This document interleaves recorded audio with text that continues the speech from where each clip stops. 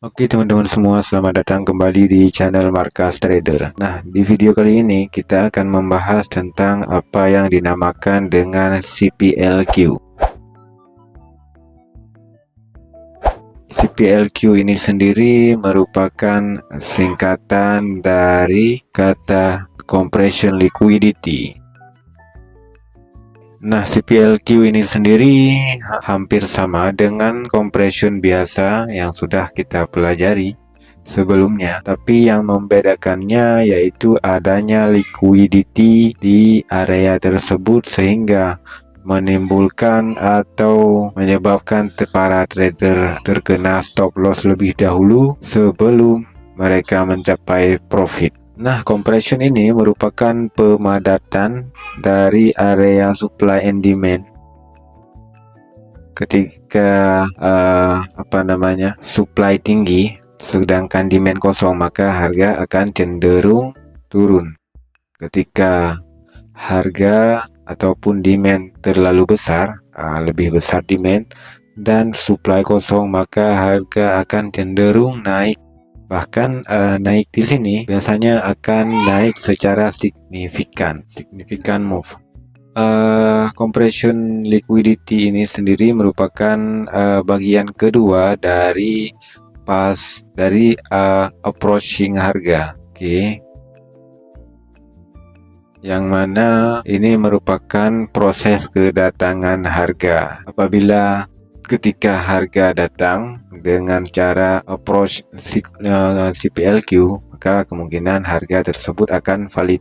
Untuk teorinya mungkin seperti ini, compression seperti biasa. Oke. Nah,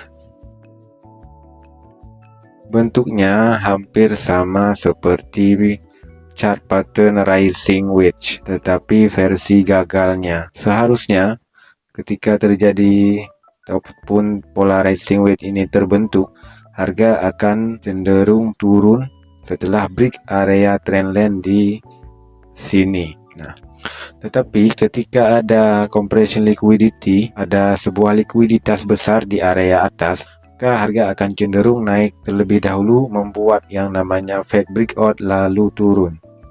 Nah, sebenarnya di area ini ada supply. Baik itu supply drop base drop, MPL, FTR, dan sebagainya. Ketika harga retest ke area ini, maka harga akan cenderung turun dengan sangat tajam. Sedangkan compression biasanya akan melakukan kenaikan kecil-kecilan sampai ke area supply. Sedangkan compression liquidity akan naik satu batang candle lalu turun juga satu batang candle. Ini untuk sell, sedangkan untuk buy lebih kurangnya seperti ini.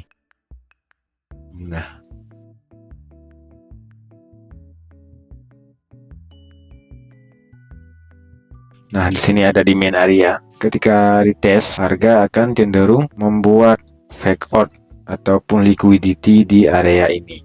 Turun lalu naik. Oke, langsung saja kita mencari contoh di area ataupun di chart XAU-USD. Saya sudah membuat contohnya. Nah, di sini terjadi yang namanya compression terlebih dahulu. Harga saling balas membalas.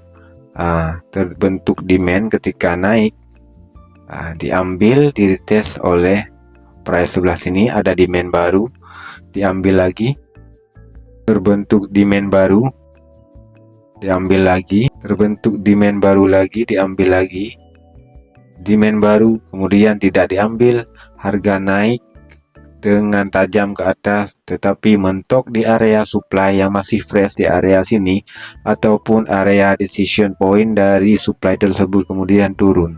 Inilah yang membedakan compression biasa dengan compression liquidity. Nah, ketika kita mendapati price seperti ini, biasanya harga akan cenderung turun ketika ada di supply dan akan cenderung naik ketika ada di demand. Oke, kita cari contoh selanjutnya di pair USD JPY. Nah, harga berada di area SSR. signifikan support dan resisten. Sebenarnya ini harga membentuk yang namanya Quasimodo level. Nah, di sini ada support, resist, kemudian turun membentuk yang namanya lower low. Jika harga naik ataupun retest ke area sini, harga membentuk yang namanya compression. Compression terbentuk demand diambil oleh price sebelah sini, terbentuk demand baru, diambil lagi, demand baru, diambil lagi, demand baru, tidak diambil, lalu harga melakukan kenaikan tajam ke area atas, kemudian reject karena di sini ada area SSR dan ada King di sini. Nanti kita akan belajar dengan apa yang dinamakan King. Nah, ya pokoknya lebih kurang King ini merupakan hidden base yang sangat kuat yang bisa memantulkan harga. Nah, harga retest turun ke bawah dengan tajam satu batang candle. Ini berapa ratus pip? 400 pip. Nah, apabila kita mendapat setup seperti ini, kita bisa masuk di area ini. Jika di KM cukup SL di atas KM, targetnya yaitu di awal mula compression. Tapi ini tidak tidak sampai ke area target yang sudah ditandai. Oke, contoh selanjutnya ini ada area fake out. Oke, harga membuat compression, compression lagi, semua demand diambil, demand sudah kosong karena di sini ada resisten sejajar dan di atasnya merupakan area supply yang lumayan besar, maka harga turun dengan tajam. Oke, untuk pengulangannya, teorinya, compression ini merupakan approaching model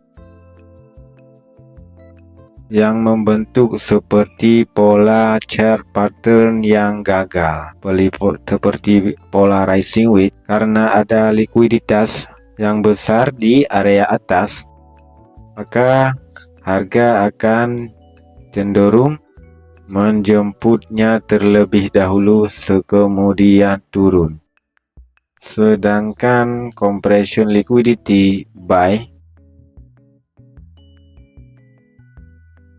terjadi fake out ataupun liquidity di area sini, harga turun dan naik dengan kencang ketika menghantam demand ataupun sejenis flag limit, FTR dan sebagainya.